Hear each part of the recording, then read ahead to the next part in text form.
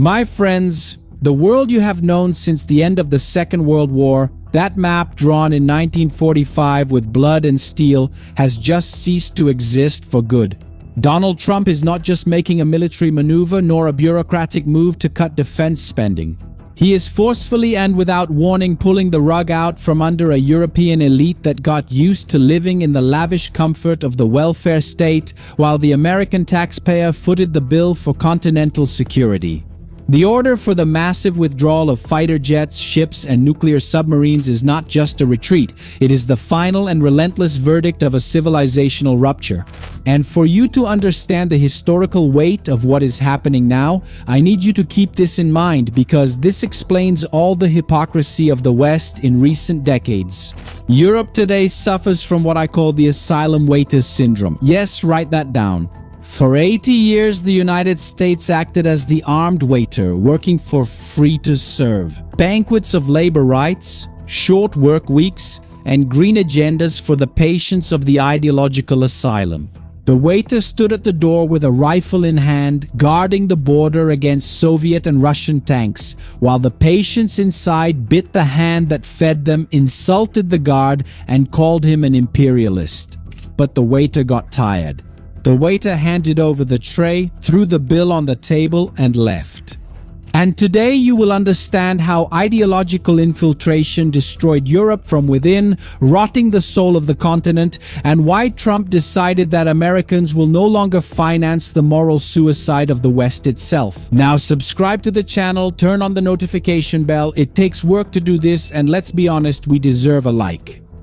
Look, my friends, this is very serious. Pay attention. Reuters and the New York Times have just leaked the real numbers of this withdrawal, and the traditional European media went into a catatonic panic trying to downplay the catastrophe. The Pentagon received the order to make a lethal cut at the heart of NATO. We're talking about the immediate withdrawal of 50 advanced fighter jets, reducing the American fleet in Europe from 150 to just 100 aircraft. We're talking about cutting entire maritime patrol squadrons, dropping from 26 to 15 heavy aircraft. We're talking about the humiliating withdrawal of 5,000 elite soldiers who were stationed at bases across Europe. And here comes our non-negotiable rule for impactful translation. Because cold numbers don't tell you anything. What does it mean to remove 50 fighter jets and 11 patrol planes from the theater? 50 fighter jets and 11 patrol planes are leaving, and most importantly, the colossal network of American aerial refueling planes is also leaving. Europe becomes tactically blind, deaf, and immobile. The nuclear and conventional umbrella that protected Paris, Berlin, and London is simply being pierced. The P-8 Poseidon maritime patrol aircraft were the only efficient hunters capable of tracking the Russian nuclear submarines that roam the North Sea and the Atlantic. If Russia decides to test the borders of Poland or the Baltic countries tonight, Europe will have to choose between fighting with a paper army that it doesn't have or raising the white flag and surrendering to the same force it has spent the last decades feeding. The bill for the free lunch has arrived, and it's being paid in firepower. The truth you won't see on Luciano Huck's show on Globo or on Angelica's is that Europe signed a blood pact back then, right after the ashes of World War II. And the agreement was simple. The United States protects the continent against the Red Army and finances the reconstruction with the Marshall Plan, while Europe consumes, rebuilds itself, and remains a loyal ally. But Washington's fatal mistake was not foreseeing the infiltration. While American ballistic missiles and bombers blocked the physical advance of Soviet tanks, communist ideology was sneaking in through the front door of universities, the press, and European parliaments. Europe became incredibly rich materially but completely rotten in spirit. They were taken over by designer socialism, trading heavy military investment for identity issues that disarmed the continent's morale, virility, and patriotism. And this is exactly where our analysis moves to the next level. To understand how Europe allowed its own defense to be undermined, we need to look at the KGB manual.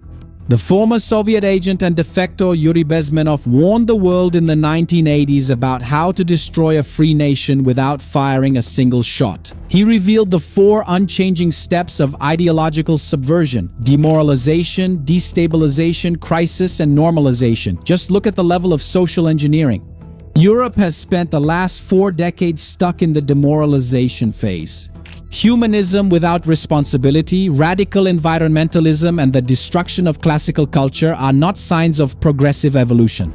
They are hybrid warfare weapons fired at the heart of the West to destroy the industrial base and the civilization's defense capability. They convinced generations of Europeans that having a strong army was toxic, and that peace would be guaranteed by NGOs and speeches about climate change.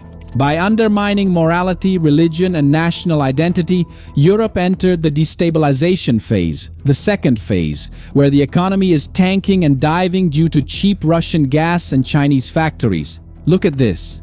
Trump, with his pragmatic view, looked at NATO and didn't see a military alliance. He saw a madhouse funded by Washington, where those who provide security and risk their lives are constantly spat on by the delirious patients. The decision to withdraw troops is the necessary reality check to force the crisis phase, making Europe wake up before authoritarian normalization knocks at its door. But the last straw, the moment when the waiter realized the absolute betrayal and decided to throw the tray on the floor, was when he saw the macabre alliance between Brussels and Beijing. The Europeans were not just ungrateful, they were actual traitors. Trump saw what the international media tried to cover up. The Brussels elite took all that money they saved over decades, the money that should have been spent on buying ammunition, maintaining armored vehicles, and developing fighter jets, and used it to finance domestic policies that directly attack American industry and agribusiness. Europe started to impose extra taxes on American products in the name of the green delusion, while giving in completely, and silently bowed down to the communist Chinese market, which builds electric cars by burning oil and coal. They snubbed US foreign policy in the Middle East and Asia. They voted against Washington's interests at the UN.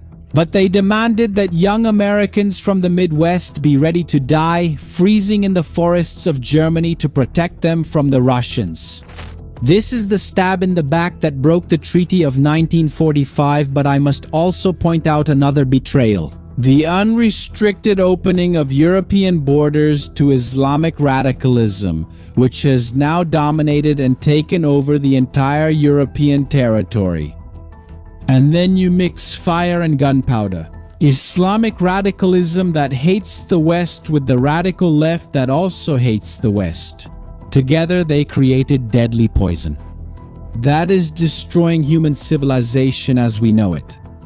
So is Donald Trump's withdrawal order the loudest and clearest enough in modern diplomatic history? Is it the absolute end of strategic parasitism? The era of free lunch in geopolitics is over. Europe now stands before the abyss it dug for itself. They will have to shut down their diversity ministries and open artillery ammunition factories, or they will be swallowed by the very weakness they have cultivated. Quite proudly, Donald Trump has just sent the bill. And it can't be paid with green agendas, social quotas, or pretty speeches in the European Parliament. The bill can only be paid with steel, blood, testosterone, and sovereignty. And to prove that our community understands exactly the weight of this civilizational collapse and the masterful move that was made, I call on you now. Go to the comments on this video and state our elite verdict. And type in all caps, in big letters, Europe unarmed. Yes, my friends, this is a warning that we are giving to our European brothers. Show the algorithm and the surface-level analysts that we know exactly who planted the seed of this decay and who is reaping the despair. Have you ever stopped to think that Europe, which bought Russian gas for a long time and still continues to buy it, is financing the very war that is coming to devour them? Does that make sense to you? Well, while they were playing activist on college campuses, Putin was taking action. And if you understood the seriousness of this analysis, if you know that the mainstream media will never explain to you the hybrid war and the subversion that are destroying nations from within, you can no longer depend on open platforms that silence the truth.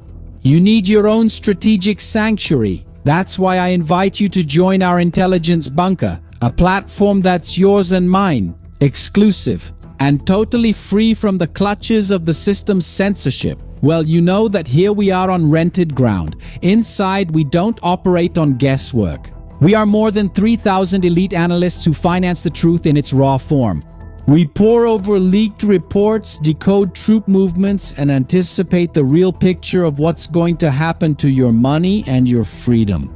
So point your phone right now at the QR code that's pulsing on your screen, or click the link I strategically left in the description and in the first pinned comment.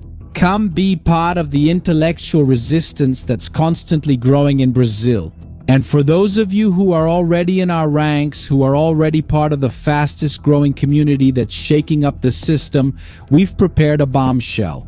Yes, my friends, a monumental piece of news. We've kicked things off and launched our newest channel on YouTube.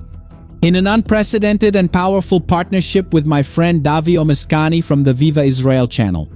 Together, we are building the greatest stronghold of elite analysts on this entire platform. And the project goes by the name Ponto de Ruptura. Yeah, for us to break through the algorithm's barriers right from the start, I'm calling on you who are watching me now, to subscribe right here on the card on the channel. Subscribe to the channel and come along. We have a non-negotiable goal. Help us reach the historic milestone of 100,000 subscribers in 30 days. Guys, I announced it yesterday. Today we already passed 5,000 subscribers. I believe it's going to work, huh? So, the link is on the card, okay? On a little round button that's going to appear here with my face and Davi Omiskani's face. If you're watching on TV, click it. On the computer, click above, or use the link in the description or first comment. I solved a problem for you, right? Don't leave the video yet. We created a channel about series and movies because many of you complained, Shimon Oliveira, I spend hours browsing Netflix, Amazon, Disney Plus, and I can't find anything good to watch for myself or my kids. Well, we selected cool movies and series with special tips so you can just sit down and enjoy with your family. So the link is in the description, in the pinned comment, and in the card. Now subscribe to the channel, turn on the notification bell, and like the video because it takes a lot of work to make. Yes. And shield your mind. I'm Shimon Oliveira, and I'll see you in the next video.